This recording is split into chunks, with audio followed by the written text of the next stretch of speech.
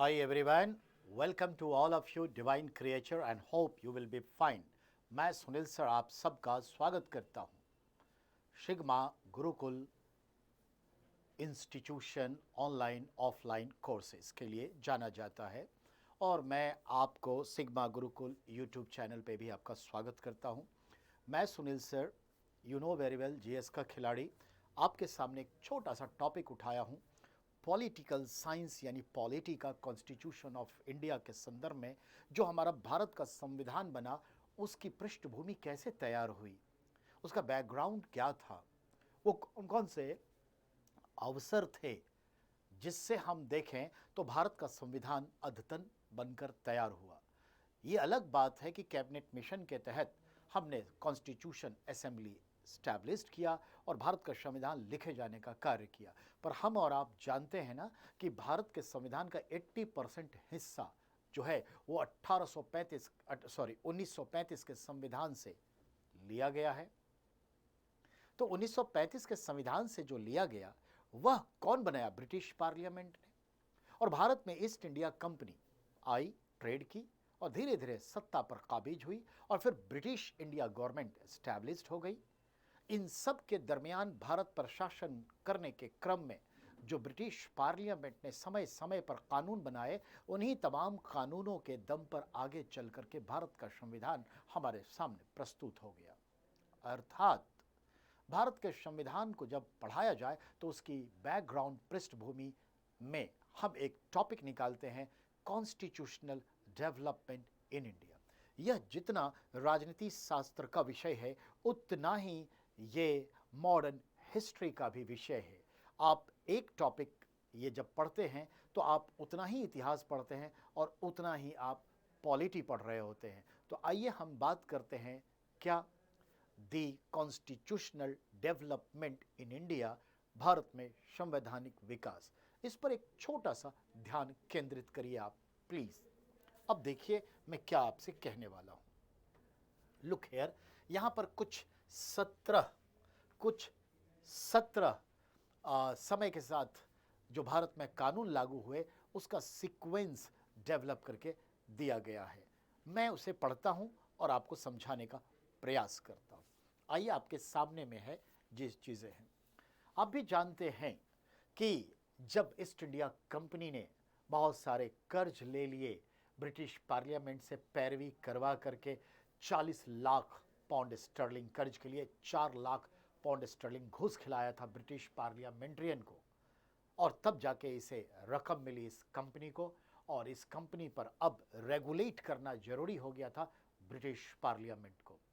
तो British parliament ने जिस कानून से ईस्ट इंडिया कंपनी को नियमित करने का, नियमन करने का, रेगुलेट करने का कार्य किया, उसी कानून का नाम है रेगुलेटिंग एक्ट। तो 1773 में ब्रिटिश पार्लियामेंट ने एक कानून बनाया, रेगुलेटिंग एक्ट, और उसे 10 वर्ष की वैलिडिटी प्रदान करके भारत में 1774 में लागू किया। जब इसके 10 वर्ष पूरे होने को आए तो इसकी जगह पे दूसरा कानून जो है तैयार हुआ, जिसका नाम है 1784 में पीट्स इंडिया एक्ट। मिस्टर पीट was the prime minister of Britain, और वो जो प्रस्ताव लाए वो पास हुआ, कानून बना। और उससे पहले एक प्रयास हुआ था डंडास बिल का, फॉक्स बिल का, जो बिल ही रह गया, कानून नहीं बना। तो पीट्स इंडिया एक्ट भी 10 साल की वैलिडिटी के साथ 1784 में शुरुआत हुई और 94 तक इसको चलना था, और इसने रेगुलेटिंग एक्ट को रिप्लेस किया। और उसमें जो बदलाव हुआ वो तो हम आगे बताएंगे ही। फिर हम देखते हैं कि उसके बाद जो आपके पास आया, 1786 में एक अमेंडमेंट हुआ पीट्स इंडिया एक्ट में, और उसमें जो है कमांडर इन चीफ का पोस्ट अलग जो था उसे एक करके गवर्नर जनरल के साथ जोड़ दिया गया। फिर हम देखते हैं अगला 1793 में अब 10 वर्ष नहीं 20 वर्ष वाला एक कानून आया, जिसे आप कहते हैं फर्स्ट चार्टर एक्ट, यानी 1793 का प्रथम चार्टर्ड अधिनियम, जिसके तहत ईस्ट इंडिया कंपनी को अगले 20 वर्षों के लिए भारत में वाणिज्य और व्यापार की मोनोपोली राइट मिल गया। और उसके बाद आया 1813 का दूसरा चार्टर्ड एक्ट, जिसमें उसके मोनोपोली राइट को कर्ब करके, लिमिट करके सिर्फ चाय पत्ती का व्यापार चीन देश के साथ तक सीमित कर दिया, यानी monopoly right remain for further 20 years to East India Company but only on चाची। ठीक है, और इसी को कहते हैं free trade began in India since 1813 through second chartered act. और तीसरा चार्टर्ड एक्ट जो 20 साल के लिए फिर आया, जो आप जानते ही हैं 1833 में, जिसके तहत मोनोपोली राइट चाची पर से भी समाप्त कर दिया और कंपनी को कहा तुम भी व्यापार करो अगले 20 वर्ष के लिए, लेकिन मोनोपोली राइट नहीं दिया। इसका मतलब है इंडिया में फुल्ली फ्री ट्रेड बिगेन हो गया। उसी तरह से 1853 का कानून के तहत आप देखते हैं कि भारत में अब भारतीयों को भी सिविल सर्विस में प्रवेश मिल गया। 1858 के तहत ईस्ट इंडिया कंपनी समाप्त और भारत में ब्रिटिश रूल की स्थापना हो गई। अब हम व्यापारिक उपनिवेश की जगह गुलाम बन गए ब्रिटेन के। और इसी तरह से 1861 के अधिनियम से भारत में संसदीय प्रणाली की नींव रखी गई।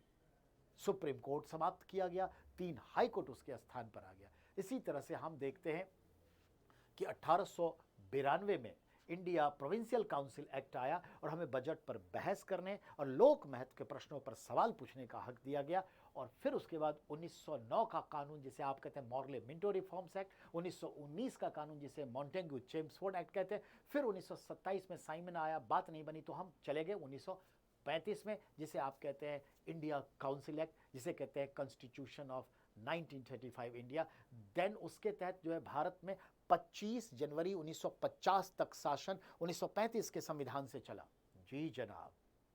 और फिर कैबिनेट मिशन आया और कैबिनेट मिशन के तहत कॉन्स्टिट्यूशन आ गया। और इस तरह से हम देखते हैं कैबिनेट मिशन, फिर 1946 से लेकर 49 तक constitution assembly, and then the later on we have to proceed in front of the peoples of India, that is called the constitution of India. तो ये सारी बातें हमने 5 मिनट में बताई, पर यह कहानी पूरे 2 घंटे की है।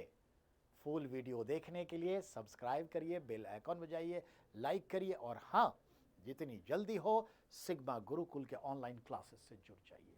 बहुत बहुत धन्यवाद आप सभी।